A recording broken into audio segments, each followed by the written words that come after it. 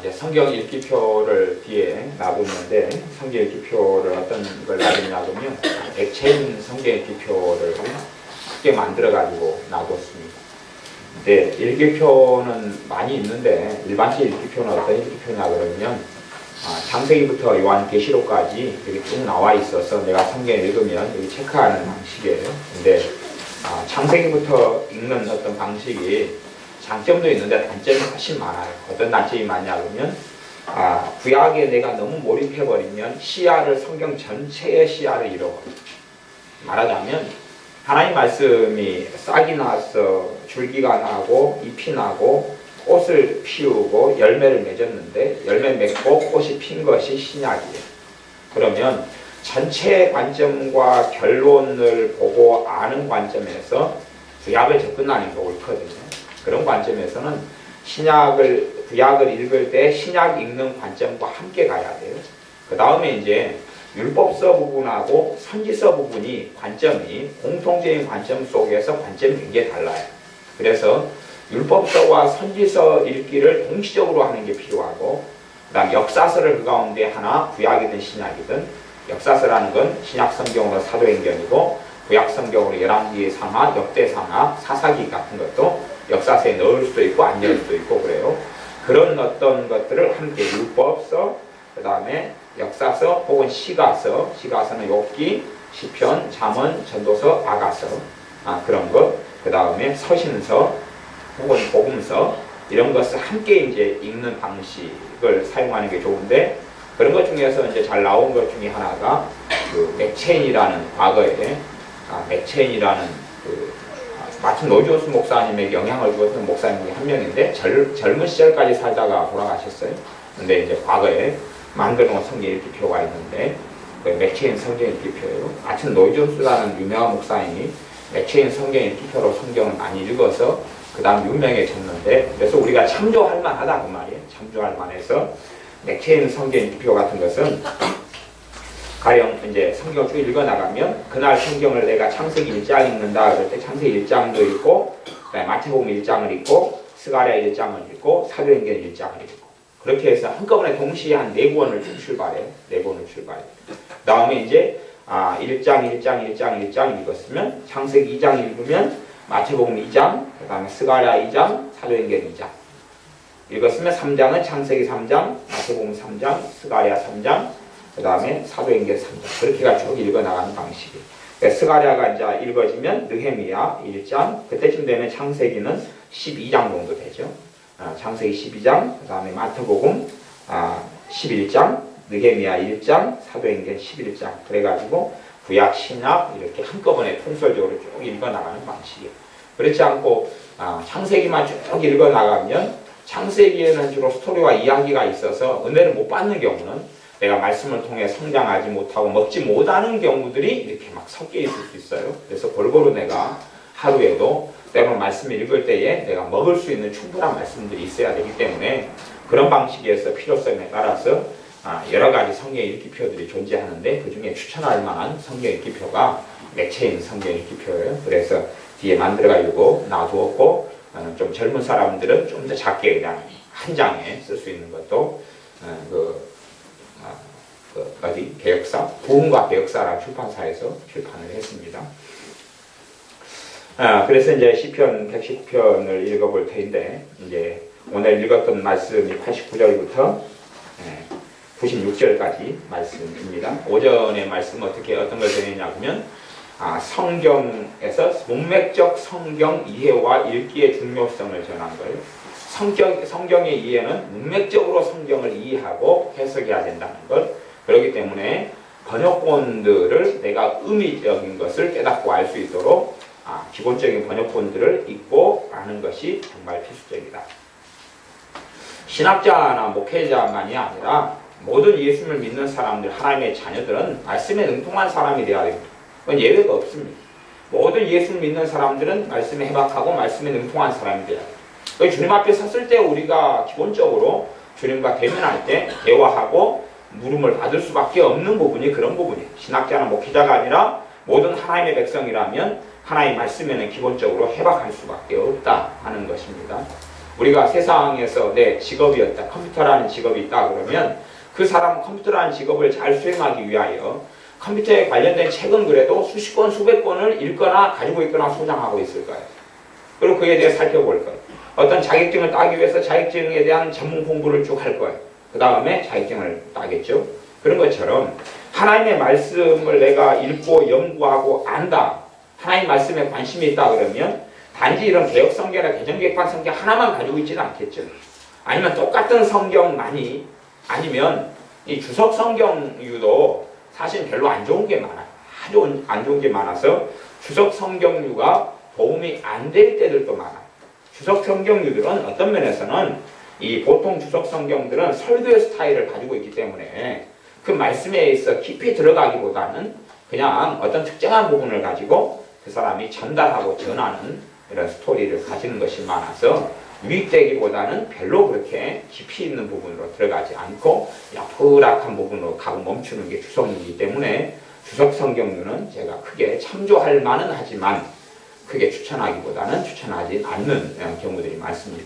그리고 성경에서 어떤 것은 좀 나름대로 괜찮냐 그러면 여러분이 이 성경에서 아랫부분에 성경에 낱말들이 써져 있는 낱말의 이해 이런 것들이 있는 성경은 괜찮아요. 왜냐하면 일일이 낱말들을 내가 성경 사전이나 기독교 사전을 통해서 낱말들의 개념과 이해를 다 찾아볼 수 없는 면이 있기 때문에 나아가서는 옛날에 한자어들이 원체 많기 때문에 성경에는 그 한자어들의 좀 이해하기 어려운 한자어들에 대해서는 뜻이 나와 있는 그런 성경은 참조할 만하고 쓸만한 성경이 되어집니다.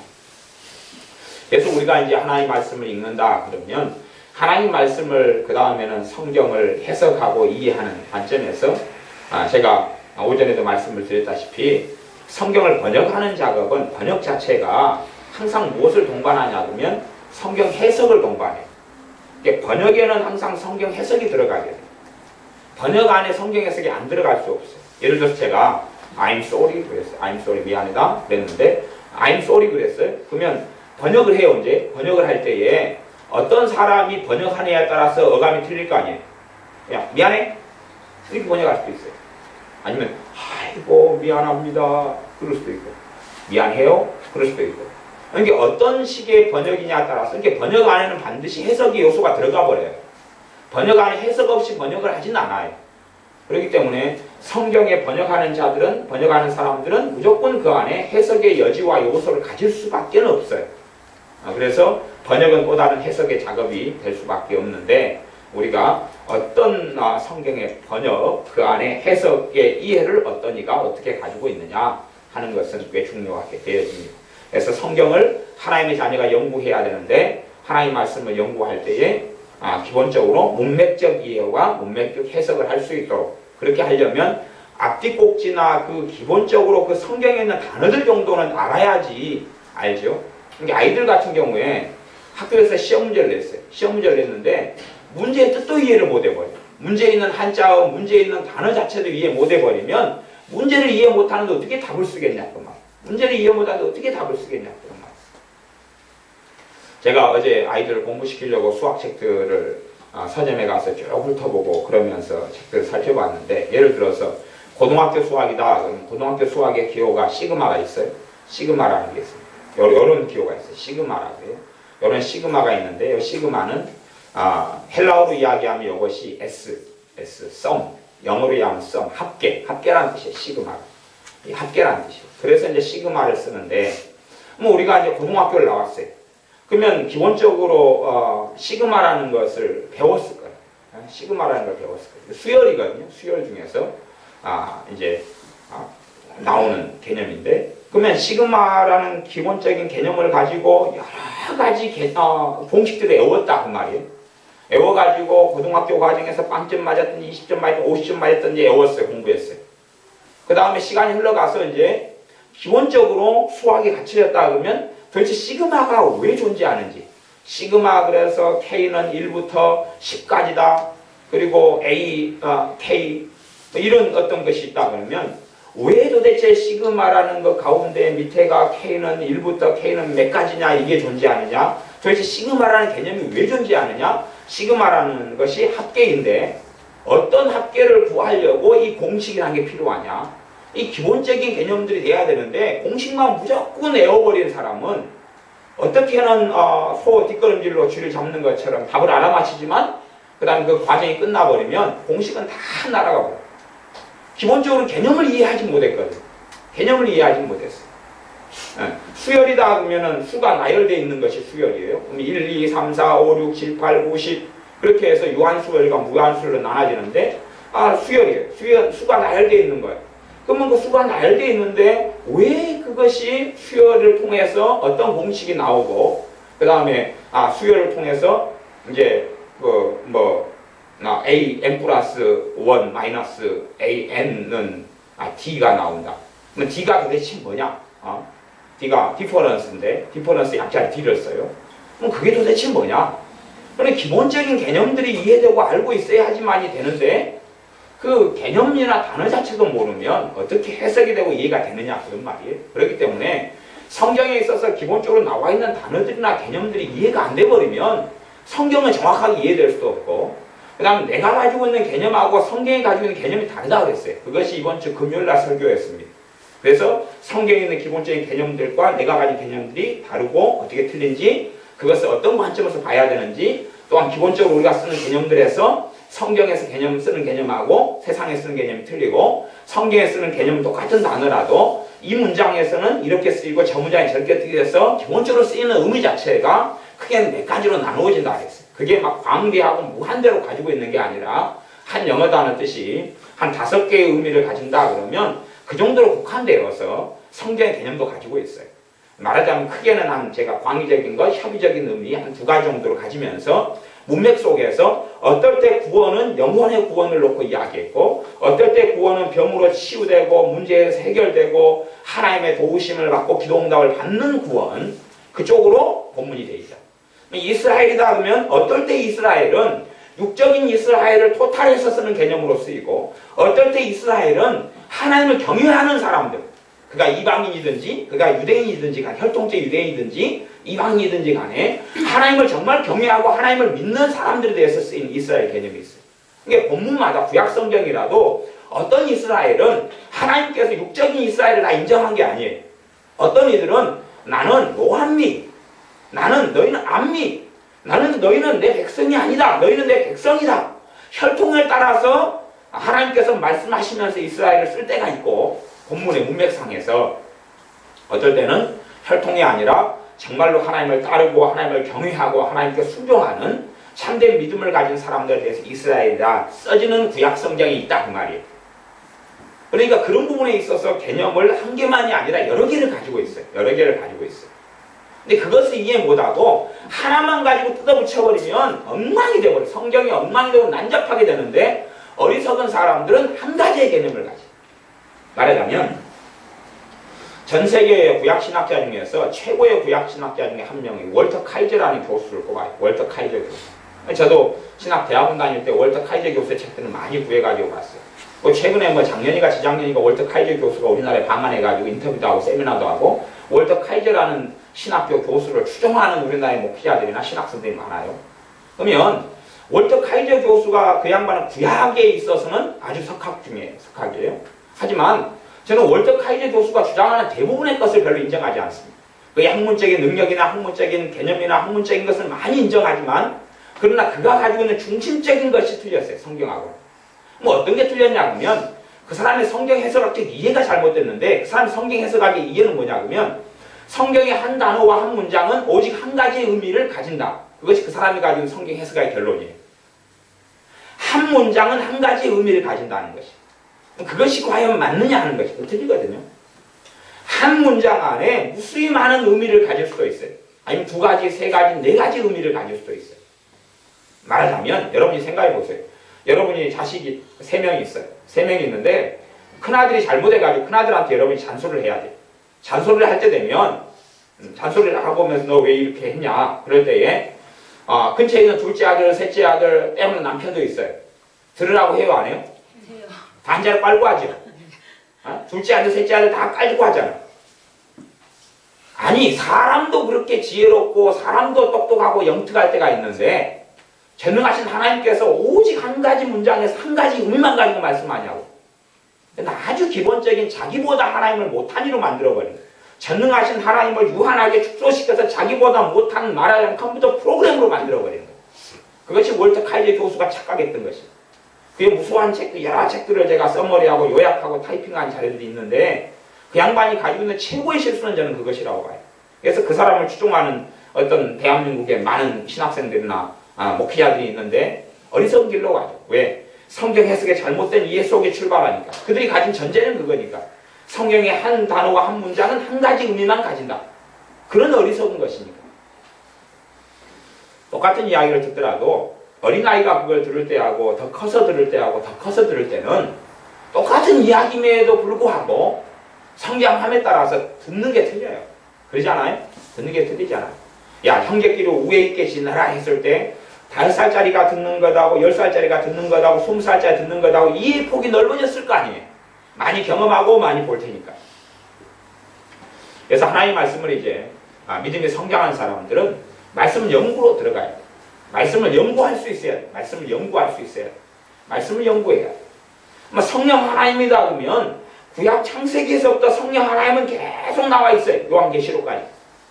성령 하나님에 대해서 물론 신앙서적이나 신학책을 통해서 연구하는 것이 장점도 있지만 단점이 훨씬 많아요. 왜냐하면 책이나 신학책을 써놓은 사람의 관점에서 성경을 들어가거든요. 말하자면 꽤 색안경을 끼고 성경을 보기가 쉬워요. 꽤 색안경을 끼고. 그렇기 때문에 오히려 성경을 통해서 성경 문장 성경 구절들을 통해서 성령에 대해서 어떤 부분이 여기는 어떻게, 여기는 어떻게, 여기는 어떻게, 여기는 어떻게 이야기하고 있느냐. 쭉 그렇게 살펴가면서 성령 하나님에 대해서 연구해 가는 것이. 본문을 살피면서 이쪽 본문, 이쪽 본문, 이쪽 본문, 그리고 기도하면서 주님 앞에서 성경을 읽고. 예수님을 믿는 사람들이 가령 가정주부라 하면 요리에 대해서 궁리도 해봤을 것이 연구도 해봤을 거 아니에요. 조언도 구해보고 그랬을 거 아니에요. 그러면 예수를 믿는 사람이 하나님 말씀의 구원이다 하면 구원에 대한 주제 때문에 고민하고 물어보고 기도하고 두드려보고 말씀을 살펴보는 것을 과연 해봤느냐 그것이. 삼위일체 하나님에 대해서 우리가 아버지 하나님, 아들 하나님, 성령 하나님이 한 분 하나님이신 걸 믿는데 그 가운데 성령 하나님에 대해서 연구해보고 살펴봤느냐 그것이.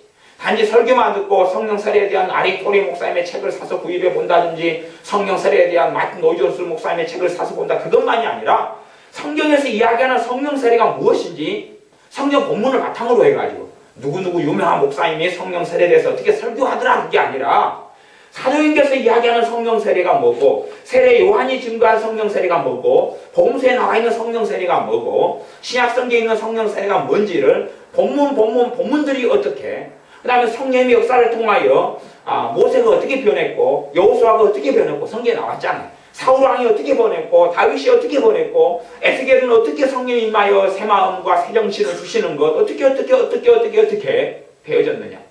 그 본문들을 다 찾아내가지고 살펴보는 그런 것이 필요하죠.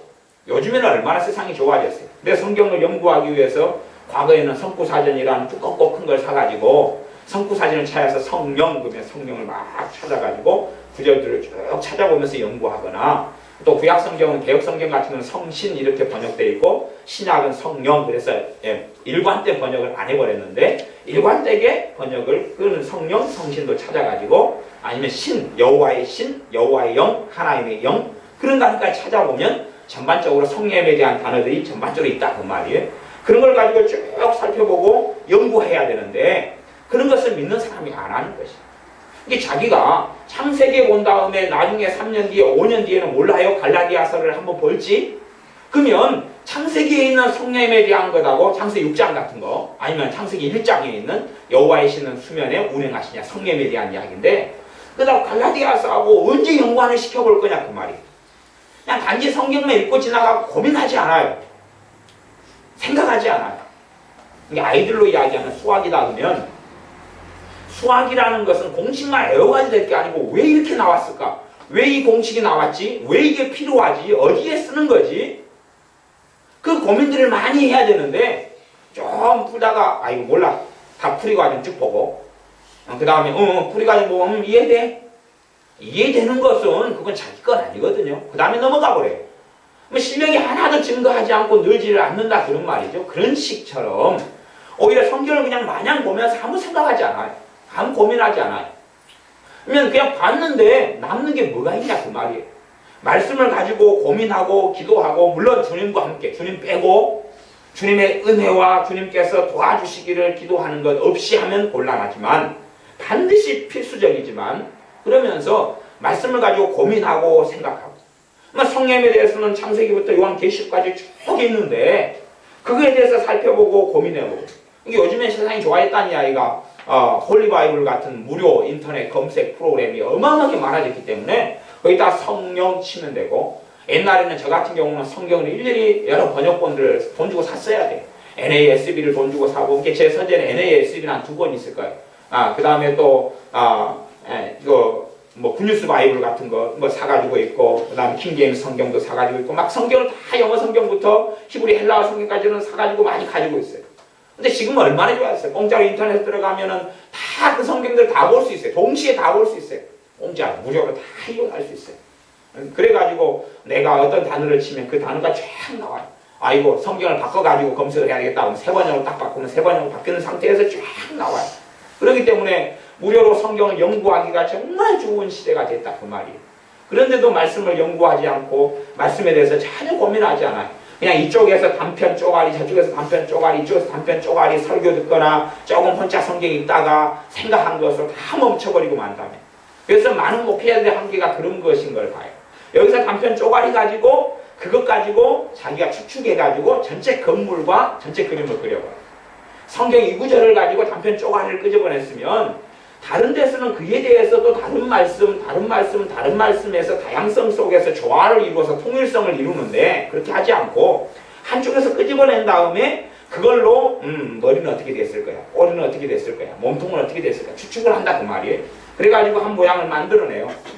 그 다음에 이제 색안경을 딱 끼고 관련된 성경에 대해서 색안경으로 다 봐버려요.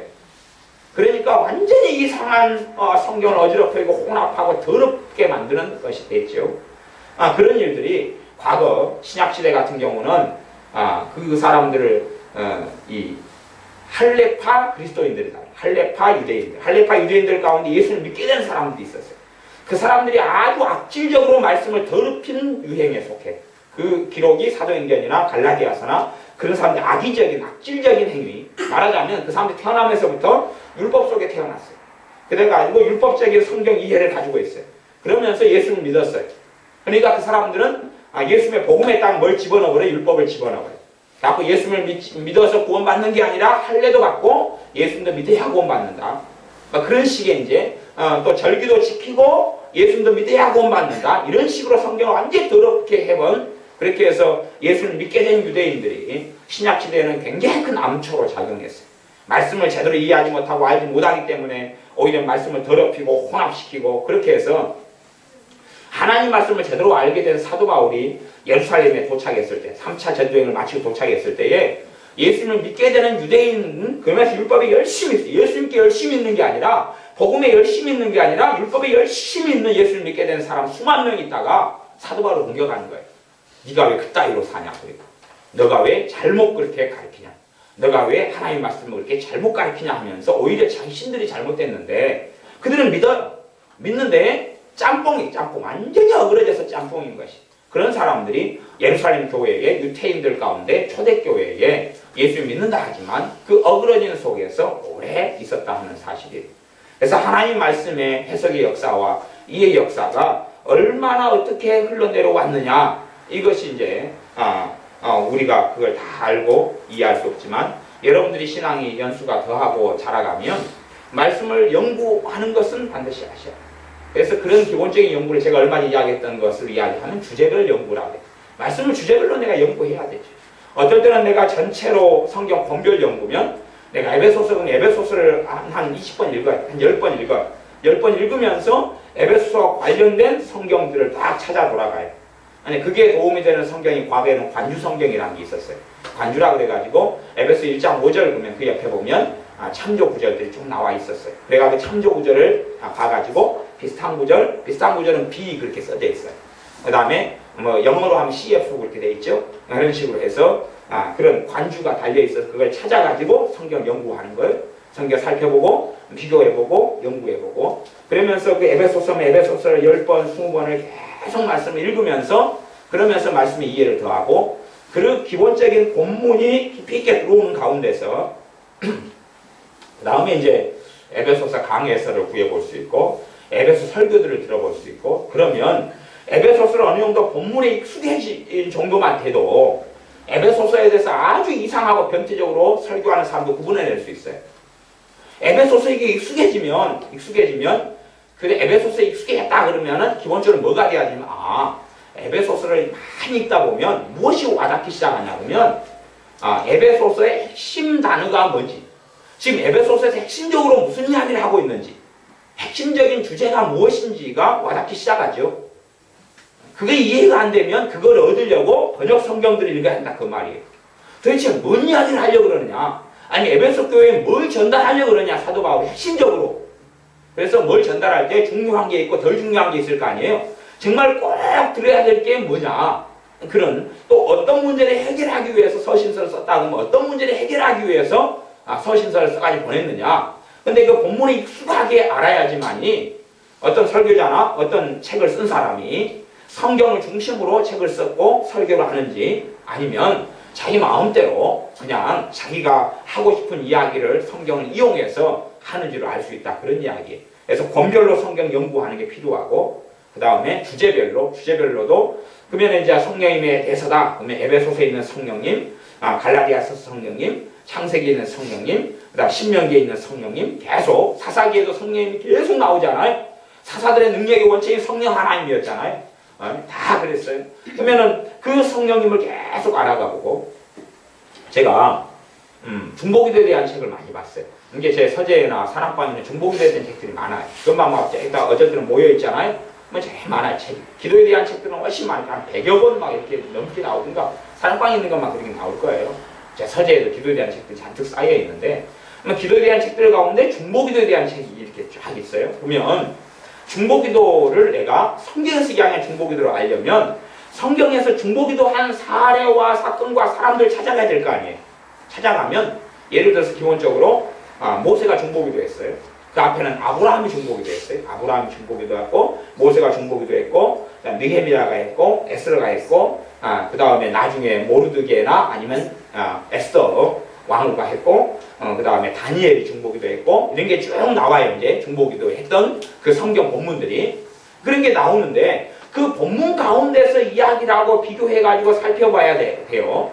그러면 제가 중보기도 책들을 많이 보니까 중보기도를 굉장히 과장되고 오버해서 선을 넘어갔어. 중보기도라는 것은 돕는 은사예요. 돕는 은사에 들어가는데 돕는 은사 말하자면 히터가 있으면 히터의 기름은 돕는 거예요.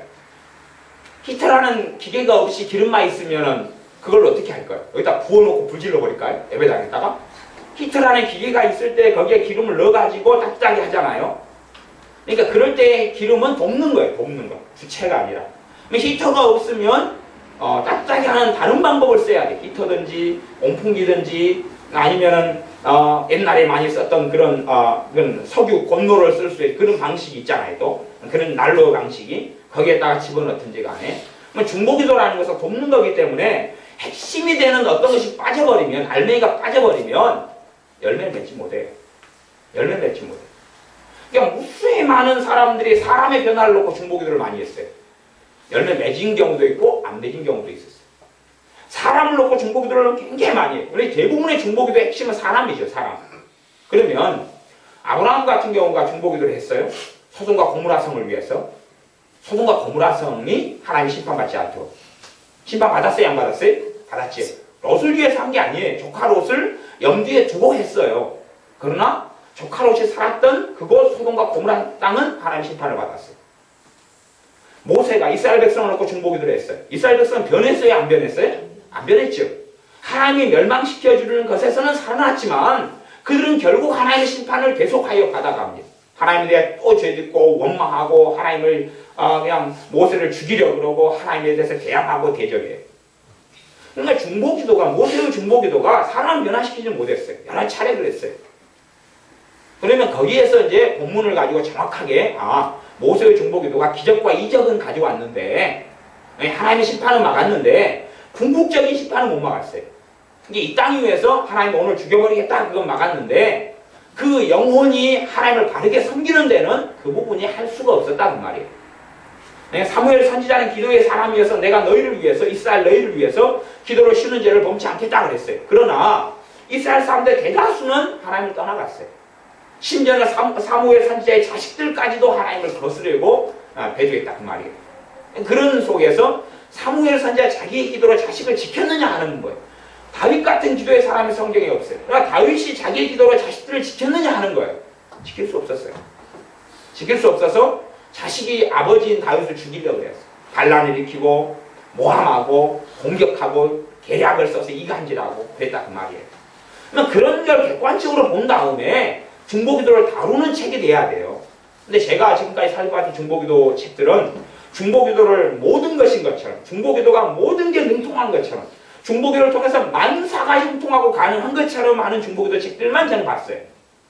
아니, 책들이 그런 책들 말고는 없더라고. 살펴보니 중보기도에 대한 책들은 그 허황된 것, 성경 본문에 근거해가지고 하는 중보기도 책이 아니에요.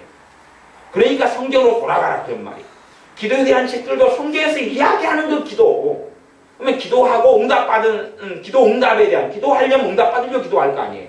그러면 기도하고 응답받는 거 신앙서적의 기도에 대한 책들이 어마어마하게 많지만 그렇게 접근하지 말고 성경에서 실제로 기도하고 응답받고 기도하고 응답받고 기도하고 응답받은 사례들을 들어가라 그 말이에요.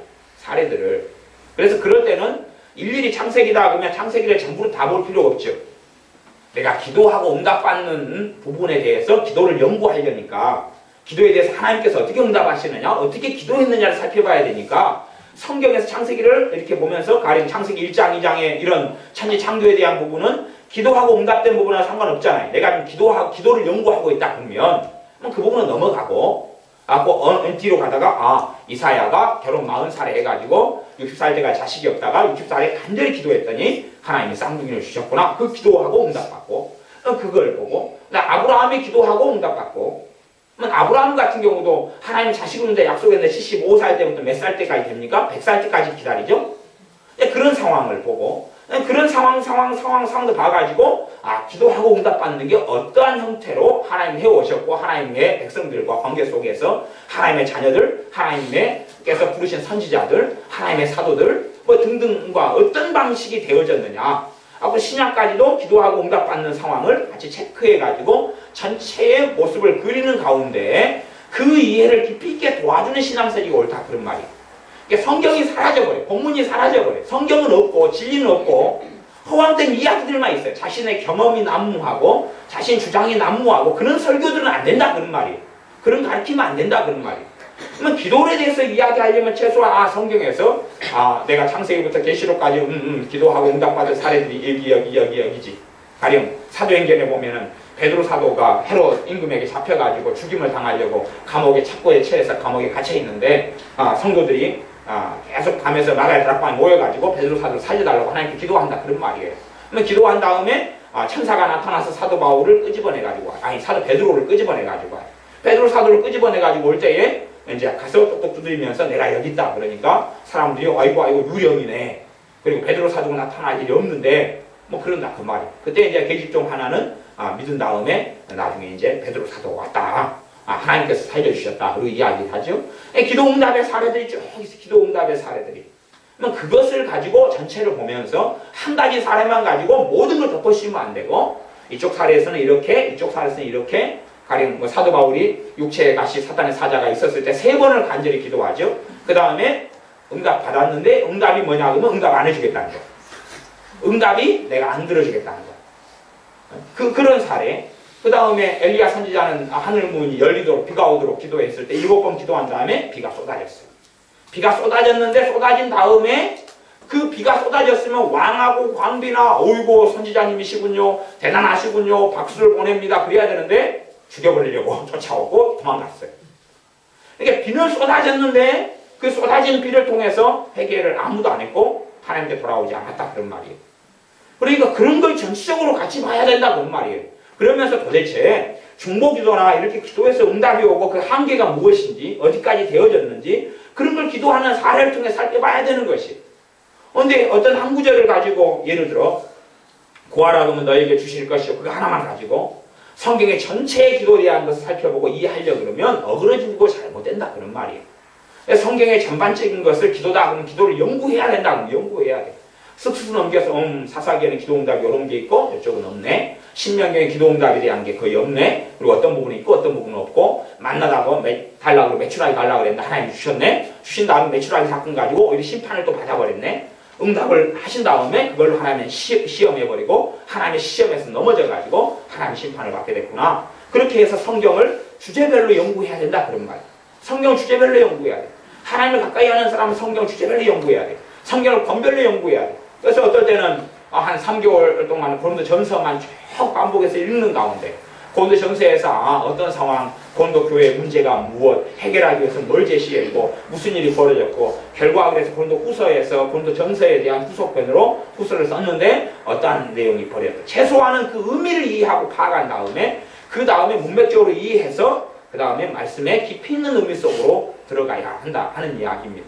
그래서 우리가 하나님 말씀을 안다 그러지만은 그냥 읽기도 채 못하고 안 읽고 관심이 없고 무관심하고 그러면 하나님 말씀에 무관심한데 사실은 그 사람이 알고 있는 그 사람이 알고 있는 하나님은 누굴까요?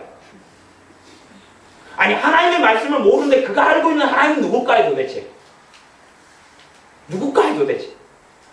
그가 알고 있는 예수님은 누굴까요? 생각해 봅시다.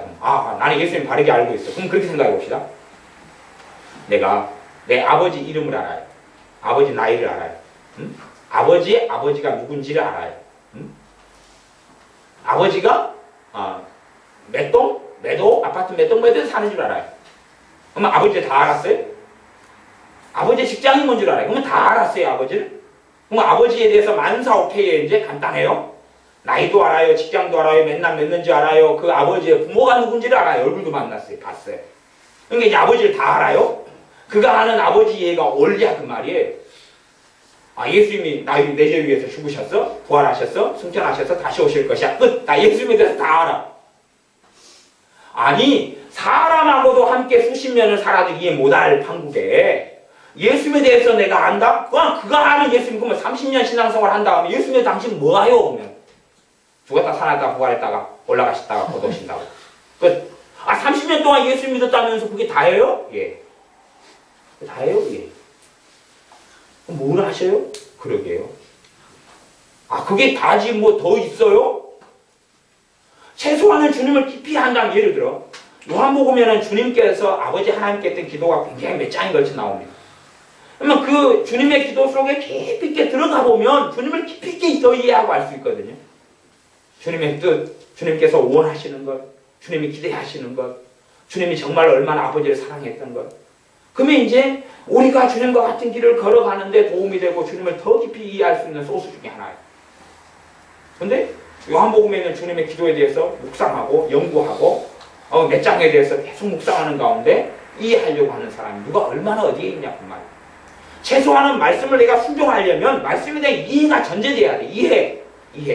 이해 요소 속에는 해석의 요소가 같이 있다고 그랬어요. 최소한 이해 다음에 그것을 이제 이해했어. 이게 본문을 이해했다. 그 말. 본문을 이해했어요. 어떤 본문은 아브라함과 하나님과 관계 속의 본문은 지금으로부터 4,000년 전의 이야기입니다. 4,000년 전. 아브라함 이야기가 엊그제 같지만 4,000년 지났어. 4,000년. 현대는 4,000년 후의 삶이에요. 4,000년의 간극을 뛰어넘게 하는 게 그래서 존 스토튼 목사님의 관점으로 이야기하면 과거의 그 시대하고 지금의 시대 사이에 다리를 놓아주는 것을 해석이라고 그랬어요. 다리를 놓아야 될 거 아니에요. 갈라디아 교회에게 성경이 쓰여졌으면 갈라디아 교회하고 지금 우리 교회하고 2000년이 지났어요. 그러면 갈라디아 교회하고 지금의 교회 속에 다리를 놓아야 될 거 아니에요. 그래야지만이 우리가 성경을 먹을 수 있는 걸로 요리가 된다 그 말이에요. 그것이 해석이에요. 해석. 그 다음에 실제로 먹도록 하는 것을 적용이라고 해요.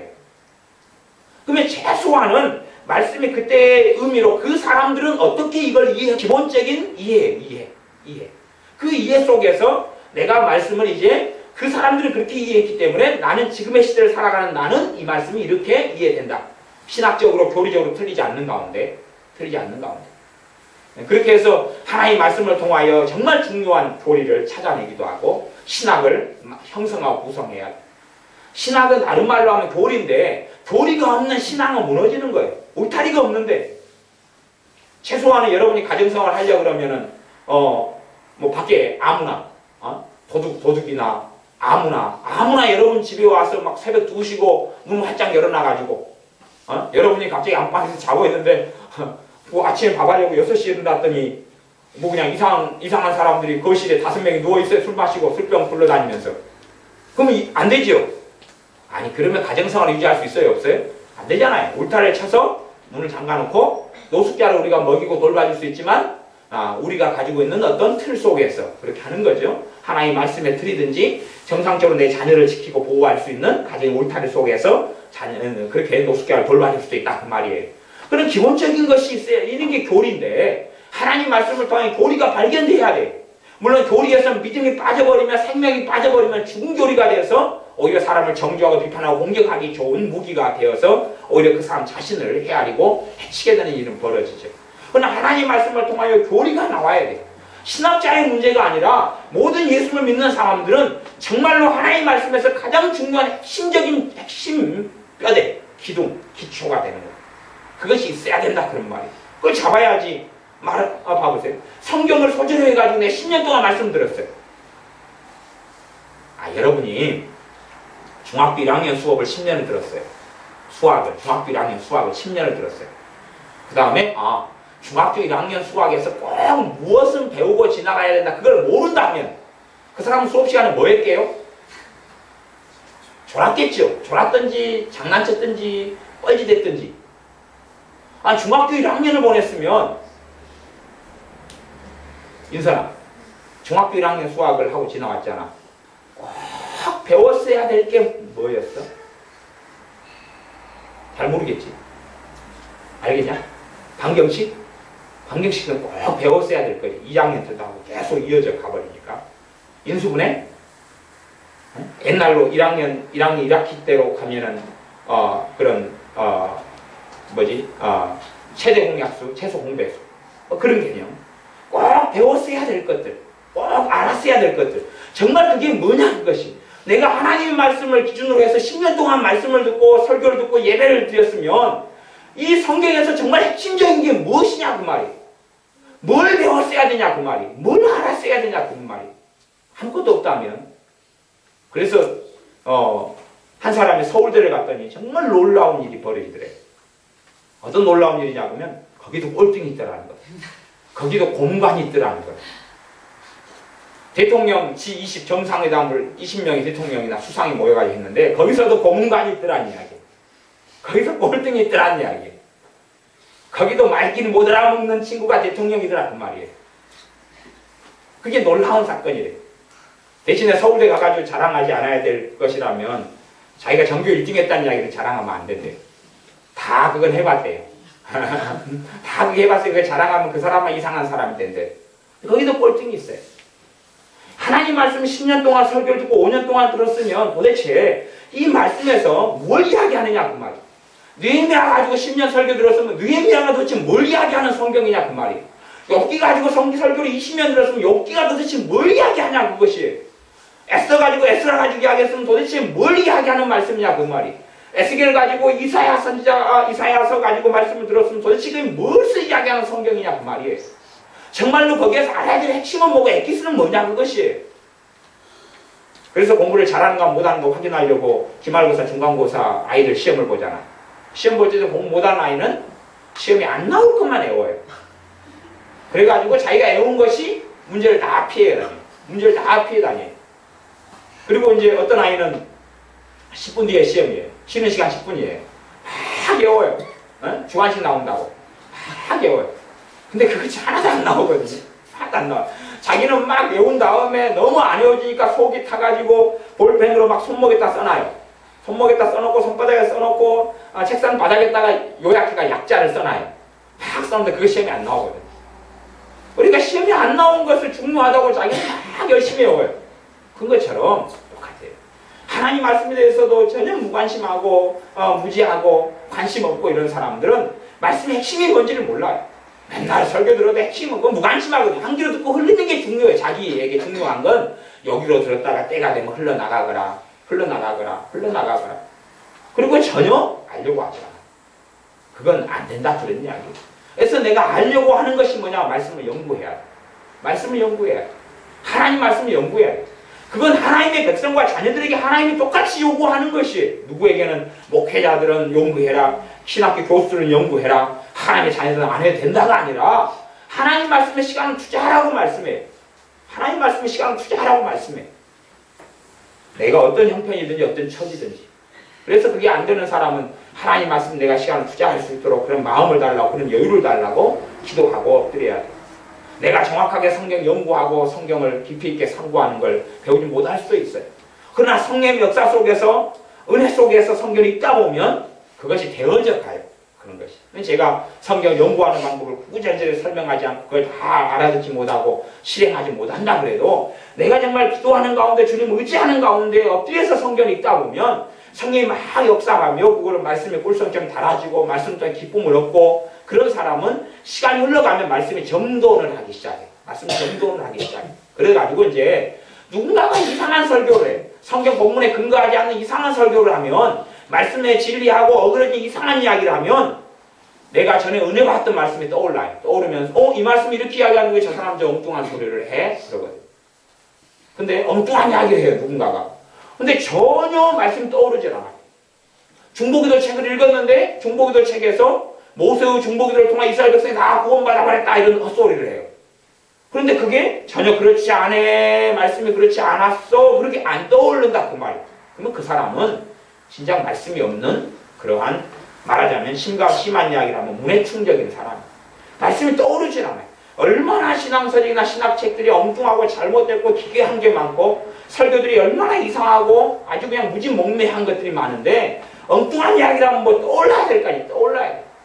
예를 들어 어떤 정신나간 인간들은 창세기 6장에서 이런 이 사람의 타락에 대한, 인류의 타락에 대한 말씀이 창세기 6장이에요.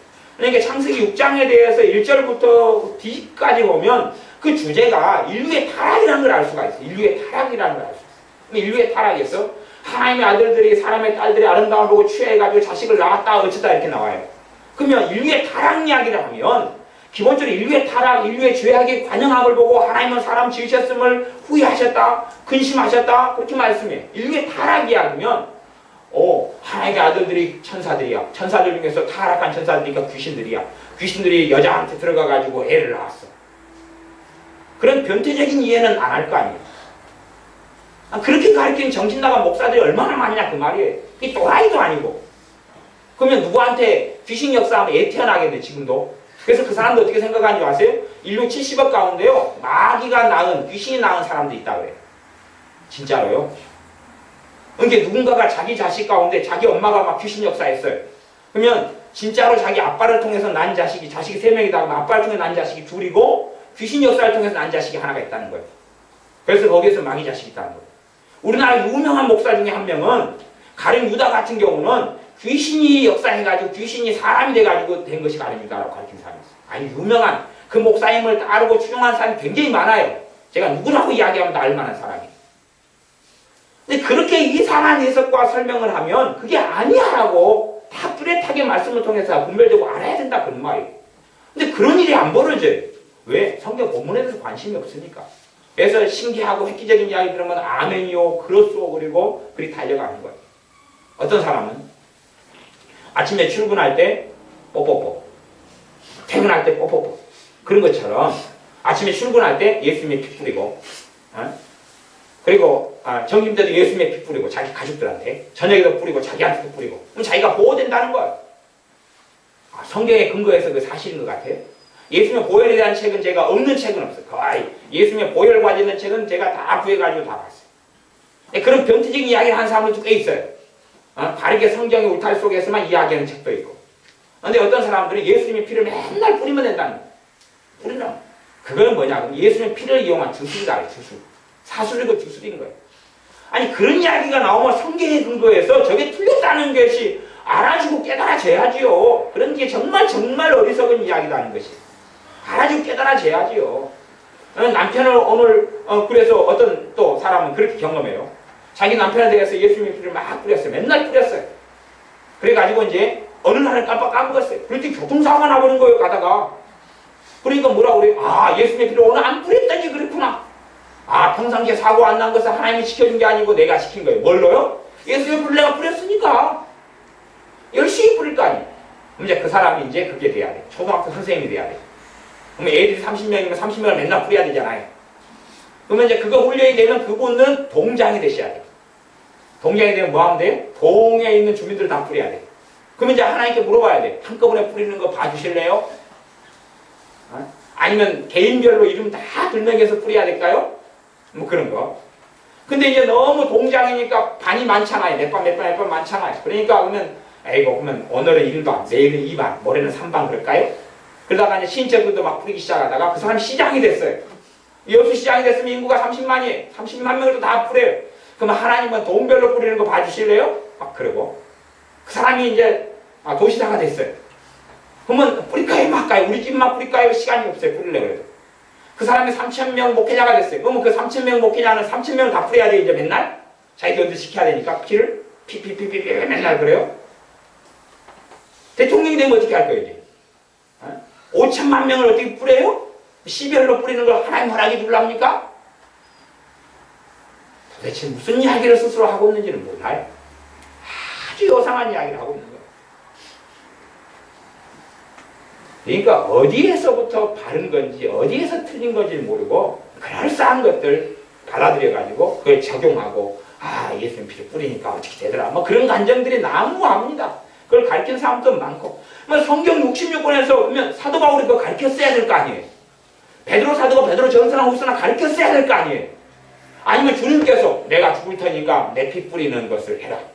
응? 그러면 너희들이 보호를 받을 것이다. 가르쳤을 될 거 아니에요. 가르쳤어야지. 정말로 그게 중요하다면 아니면 직접 가르치지 않아도 간접적으로 그런 것이 나와 있어야 될 거 아니에요. 사도 바울이 내가 믿음으로 너희에게 피를 로마에 있는 성도들이여 내가 너희에게 피를 뿌리노니 너희가 보호될 것이다. 뭐 근다든지 뭐가 있어야 될 거 아니냐 그 말이에요. 그게 있냐고 말이에요 성경에가.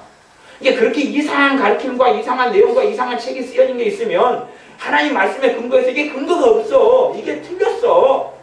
라고 이야기를 할 수 있어야 한다고 말이에요. 근데 그런 말씀이 안에가 거의 있질 않으니까 반론 제기도 안 돼. 그리고 아는 것은 아는 것도 신앙생활을 5년 하고 10년 해도 내용이 없어요. 알맹이가 없어요. 또 그런 건 그러잖아요. 그러면서도 자식한테는 그러잖아요. 학교 가면 공부 열심히 해라. 자기는 신앙생활 6년 했어요. 아무것도 없어요. 그럼 자식한테 너네 학교 가 공부 열심히 해라 그래요. 그 아이가 학교에서 공부를 하나도 안 하고 6년 다니는 동안 내내 빵점 맞았어요. 그럼 가만 안 있죠. 가만 안 있어요. 자기는 6년 동안 예배를 드리고 6년 동안 기도했고 6년 동안 말씀 들었는데 아무것도 없어요. 몰라요. 그걸 사돈 낱말한다 그러는 거예요. 하나님 말씀에 대해서 전혀 관심이 없어요. 무관심해요. 알려고 하지도 않아요. 여기 말하자면 하나님 말씀에 무관심한 건 누구에 대해서 무관심한 거냐면 하나님에 대해서 무관심한 거. 영어는 하나님이라고 써요. 하나님이라고. 말하자면 이슬람교 애들이요. 알라신을 믿는다 그러잖아요. 그 알라가 사실은 하나님이라는 단어와 같은 단어거든요. 걔네들이 우리는 한글로 하나님 그러고 걔네들은 알라 그러는 거예요. 미국 사람들이나 영어권 계통은 다 그러는 거고 그 다음 중국에서는 상제 그러는 거고 같은 단어예요. 같은 단어. 뭐 일본 애들은 또 일본식으로 지들이 부르는 것이고 같은 단어일 뿐이에요. 그런데 이슬람교에서 섬기는 알라라는 것이 걔네들도 이슬람교도 성경을 모티브로 해가지고 그래요. 근데 그게 같은 거냐 같은 하나님이냐 그 말이. 그 같은 하나님이 아니거든요. 같은 하나님 알맹이가 틀린데 단어는 같은 하나님을 쓰지만 알맹이가 틀려요. 알맹이가. 난 중국에서도 하나님을 믿는 사람들이 쓰는 상제하고 옥황상제라는 요상한 걸 만들어가지고 하는 또 상제가 파가 또 있을 거 아니에요. 그러면 옥황상제파하고 정말 하나님을 상제라고 섬기는 그들이 중국어가 이제 상제니까 그렇게 해서 믿는 파가 다르다 그 말이에요. 그러면은 겉에는 똑같이 상제시여라고 기도할지 몰라도 한 사람은 바르게 하나님을 섬기는 부류고 한 부류는 그렇지 않다 그 말이에요. 알맹이가 뭐냐 그런 얘기. 알맹이가 뭐냐. 그래서 똑같이 우리가 예수를 믿는다 하나님을 믿는다 그래도 그렇지 내가 믿는 하나님이 누구냐 하는 것이 내가 믿는 예수님이 누구냐 하는 것이 단지 누구냐에 대한 하나님에 대한 지식만이 아니라 실제로 그 하나님을 만나고 체험하고 사냐 그 말이. 하나님을 아버지로 믿어요. 그러면 정말 그 아버지 하나님을 만나고 누리고 체험하고 삽니까? 아버지의 돌보심을 당신이 누리고 삽니까? 그걸 누리고 사는 사람만이 아버지를 아는 사람이거든요. 내가 하나님을 아버지로 섬기면 그 아버지 하나님의 돌보심이 나타나야 돼요. 진짜 믿는 사람은. 근데 모르겠어요. 그 사람은 아버지 하나님에 대해서는 들었을지 몰라도 아버지 하나님과 관계성은 그렇게 없는 사람이에요. 아버지 하나님은 살아계신 분이니까 정말로 아버지 하나님을 믿는다 그러면 아버지 하나님과 관계가 나타난다 그 말이에요. 관계가 나타나요. 아버지 하나님의 돌보심이 있어야 되죠. 아버지 하나님께서 내 정서적인 필요를 채우셔야 되는 부분이 있어요. 내 인생과 삶에서 돌보아 주시며 은혜 주시며 나를 이끌어 가시는 부분이 또 있어야 돼요. 그분이 아버지라고 이야기하니까 내가 정말 하나님을 아버지로 믿으면 내 영혼의 아버지, 인생과 삶의 단지 육신의 아버지는 뭐 20살 때까지나 20몇 살 때까지나 돌봐주고 끝나고 나머지는 친구로 지내고 거꾸로 더 나이가 드시면 자녀가 부모를 부양해야 되는 문제가 생기지만 내가 하나님을 부양해야 되는 문제는 영원토록 생기지 않거든. 영원토록 하나님께는 우리는 어린 자녀일 뿐이니까 아버지로서 만나고 누릴 수밖에 없어요. 아이고 나는 나이가 70이고 80인데요. 옛날에 어떤 하나님의 사람들은요 나이가 1000살이 가까이 됐어요. 1000살이 가까이 됐어요. 600살이 돼도 어린 자녀로 하나님을 누리고 만나고 살았어요. 그러니 뭐 성경의 과거의 창세기에 있는 하나님의 사람들의 때에 비추면 우리가 아무리 나이가 많다 그래도 어릴 뿐이에요. 그러니 하나님의 돌보심을 75살 된 때로 100살 된 아브라함이 100몇 살 된 아브라함이 누리고 살았던 것처럼 정말로 하나님을 내가 믿는다 그러면 그 하나님이 우리의 삶 속에 역사하셔야 돼요. 일하셔야 되고 함께 하셔야 되고 인도해 가셔야 되고 주장하셔야 되고 주권하셔야 돼요. 근데 그런 거에 대해서 듣기만 듣고 정말로 내가 알지 못하고 알매가 없다면 내게는 아무 이런 일도 없겠죠. 예수님이 정말 내 주님이시다면 내게 역사하셔야 되고 일하셔야 되고 함께 하셔야 되고 주장하셔야 돼요. 오늘의 말씀만 잠깐 설명하고 말씀을 마무리하겠습니다. 89절부터 96절까지 제가 읽어가면서 짧게 설명하고 말씀을 마무리하겠습니다.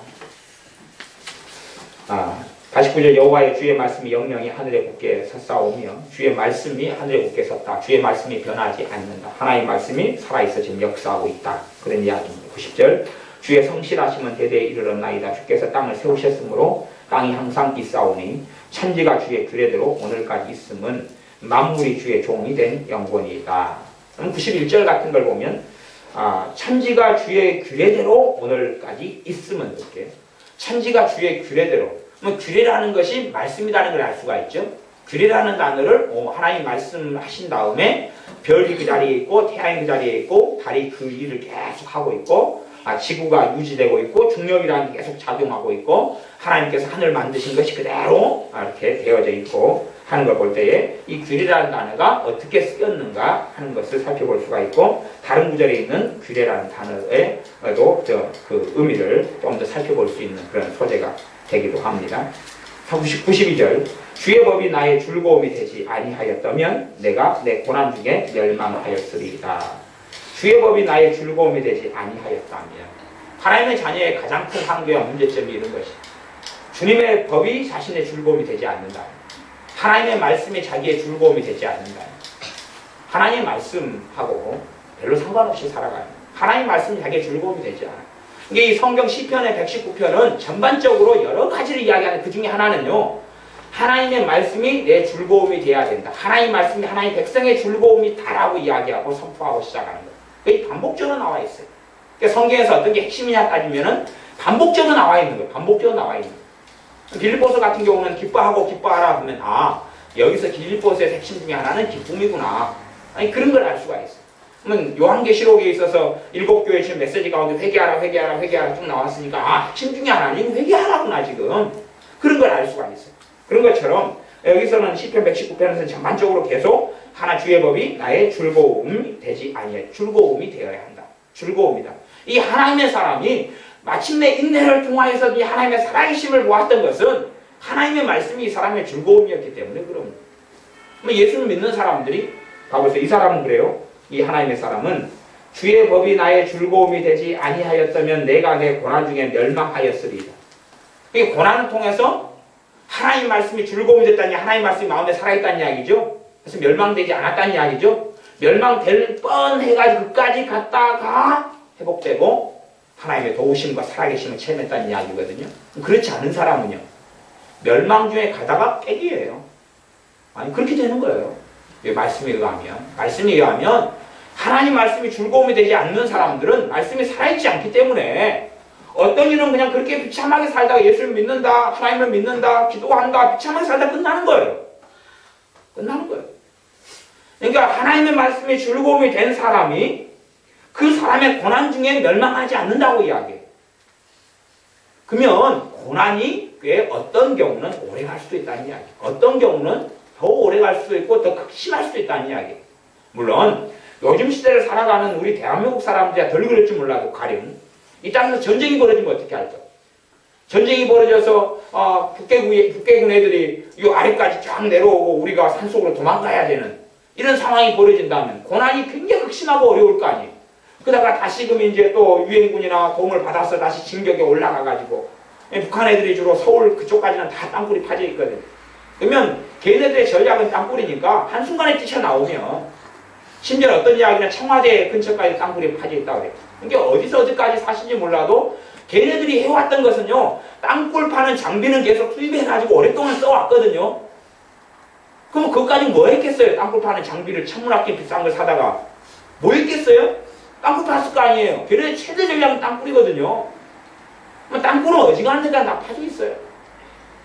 거기에서 뛰쳐나오면 바로 그 걔네들이 딱 김정은이가 정신만 까닥 해가지고 하면 그냥 바로 전쟁이 벌어지는 거예요. 그래서 서울 한강 그쪽 이부까지는 그냥 한순간에 침투될 수 있는 거예요. 한강 밑으로는 땅굴을 좀 파기는 곤란했겠죠. 네, 어쨌든 그래서 사실은 서울 기도원이 한강 이남에 있습니다. 그런 일을 통해서 내 고난을 다주면 이런 평안할 때는 그런 경우가 드물게 있겠지만 정말로 환난과 고난 속에서 하나님 말씀이 즐거움이 되지 않는 사람들은 버틴 힘과 능력이 없어요. 인내할 힘도 능력도 없다 그런 말입니다. 하지만 주의 법이 나의 즐거움이 되기 때문에 곤란 중에 고난 중에 비참함 중에 살아가지만 그러나 거기서 다시 회복되고 거기서 다시 하나님의 피할 길을 주시고 그리고 하나님의 살아계심을 보게 되어서 멸망하지 아니하였습니다 라고 고백하는 것입니다.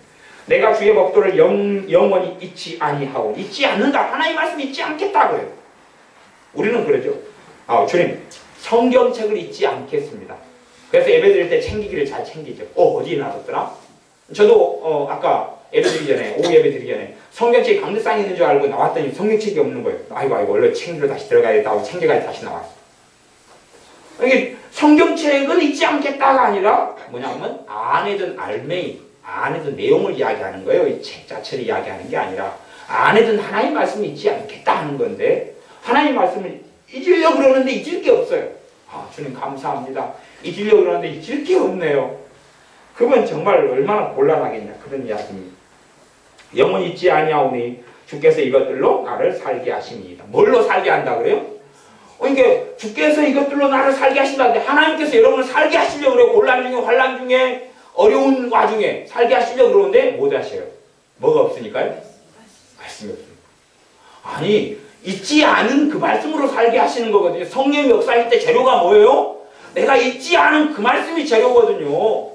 없어요. 어떻게 하실래요?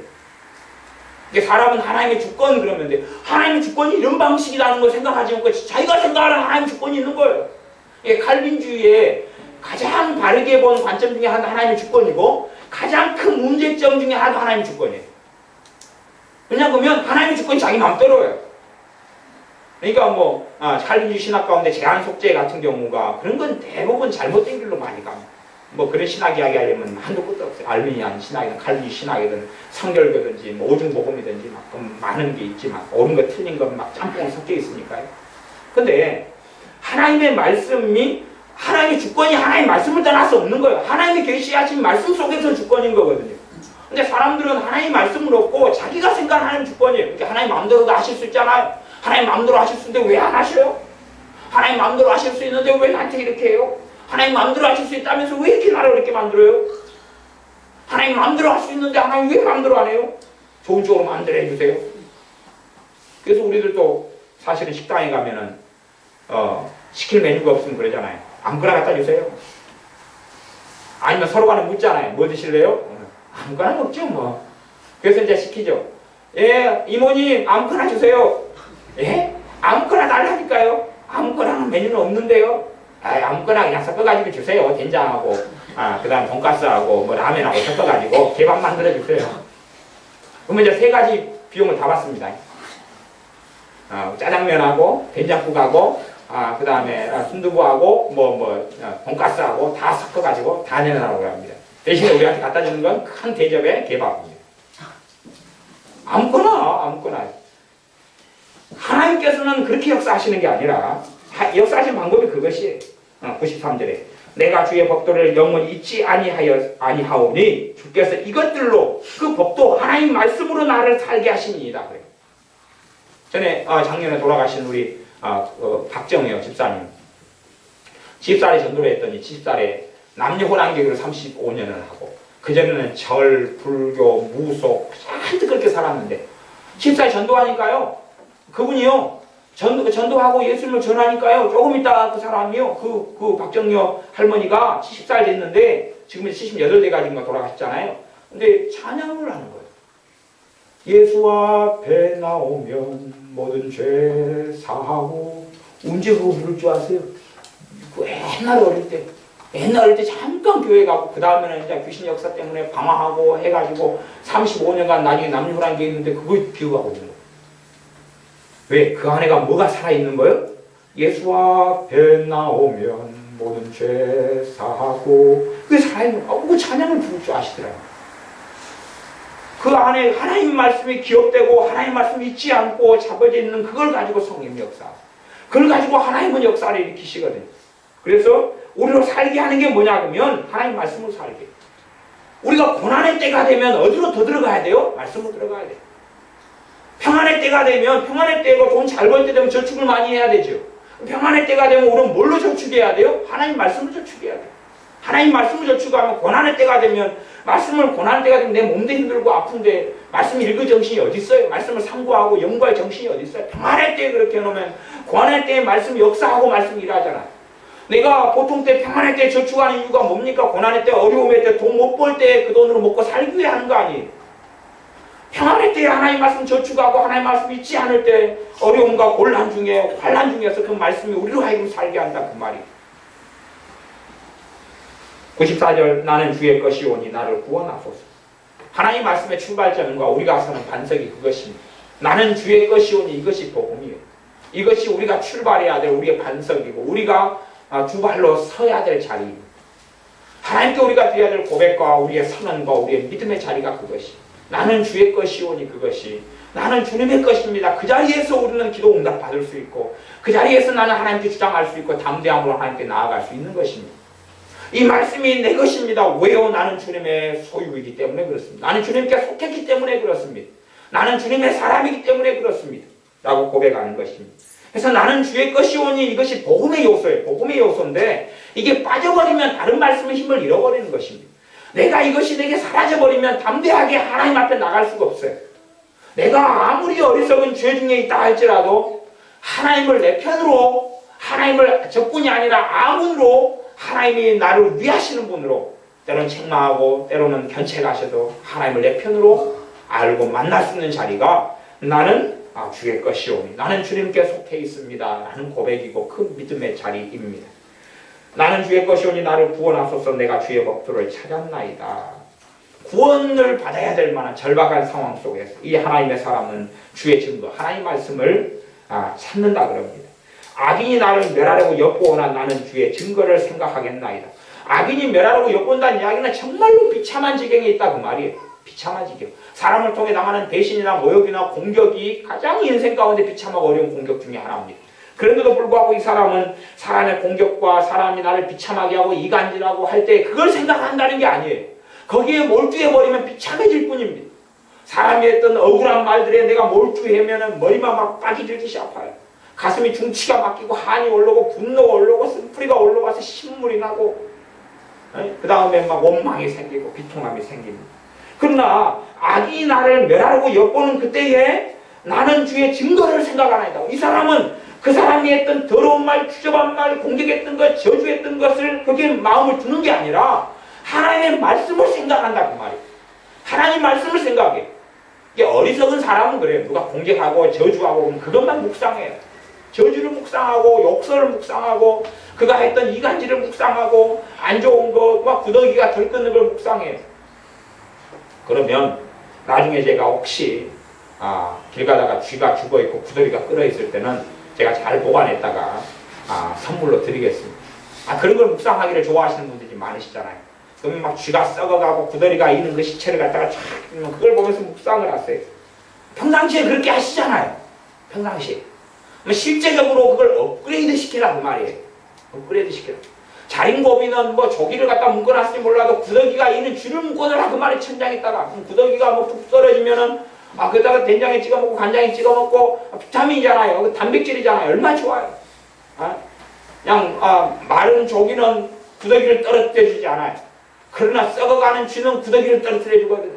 그러니까 밥상 위에 탁 넣으면 떨어지니까 그냥 아유 감사해요. 간장을 꼭 준비했다가 그다음 간장을 찍어가지고 먹고 구더기 아이 2마리면 2마리는 1마리 아껴놨다가 1마리만 드시고 5마리 떨어지면 다시 또 올려놓으셔야 돼요. 너무 많이 드시면 단백질이 너무 많아서 옆으로 살이 찔 수 있거든요. 그러니까 그렇게 악이 나를 멸하려고 엿보면 그걸 생각하는 거예요. 그걸 묵상하고 그걸 살펴보고. 근데 정말로 주님의 사람은 그때의 주의 법도를 생각한다. 하나님의 말씀을 생각해. 그리고 힘을 얻고 소생하고 하나님 그 가운데 아버지가 되시는 것을 그 사람은 누립니다. 96절 내가 보니 모든 완전한 것이 다 뜻이 있어도 주의 계명은 심히 넓으니이다. 주의 계명이 심히 넓다는 것을 이 89절로부터 95절까지 체험하잖아요. 그죠? 이 하나님의 사람은 그걸 누리잖아요. 실제적으로 누리잖아요. 누리는 자기 삶의 말씀을 통해 누리는 걸 지금 이야기했잖아요. 여러분과 제가 그렇게 살지 않으면 말씀을 통해 이렇게 누리고 살지 않는다면 우리가 아는 하나님은 누구냐 그 말이에요. 이 하나님의 말씀이 우리 삶에 누려지지 않으면 우리가 아는 예수님은 누구예요 도대체? 실제의 삶 속에 말씀을 통해 성령 역사하시지 않는다면 우리가 아는 성령 하나님은 누굽니까? 이론상에? 그림 속의 떡? 그림 속의 사자? 그림 속의 용? 그래서 그런 사람들 만화보기를 좋아하죠. 그림 속의 떡을 좋아하고. 그런 분은 자린고비 업그레이드 판이죠. 천장에다가 빵 그림을 그려놓고 붙여놓는 거예요. 누워서 이제 빵을 배부르다 구경하시면서 대신 옆에다 물그릇 떠놓고 물만 많이 마시고 배에서 빵을 봤더니 빵이 들어와서 배가 불어 터지네. 그리고 실제로 하나님 말씀을 역사하고 말씀 가까이 하고 하나님 말씀이 힘이 넓어서 말씀을 통해 실제로 삶 속에서 말씀을 묵상하고 말씀을 상고하고 말씀을 잊지 아니하고 말씀을 의지할 때 말씀을 통해 하나님께서 우리를 살게 하십니다. 기도하겠습니다. 아버지 하나님, 우리가 하나님의 말씀을 연구하고 하나님 말씀 속에 들게 하시되 하나님을 섬기고 믿되 아무런 내용도 아무런 알맹이도 없는 삶이 아니라 하나님 말씀을 마음에 두고 잊지 아니하고 상고하고 연구하고 살피고 말씀을 통하여 실제로 하나님께서 말씀을 통하여 우리를 살게 하시며 인도하시며 주권하시며 돌보시는 것을 누려서 하나님께 찬양하며 찬미하며 노래하게 하여 주시옵소서. 예수님의 이름으로 기도하옵나이다. 아멘.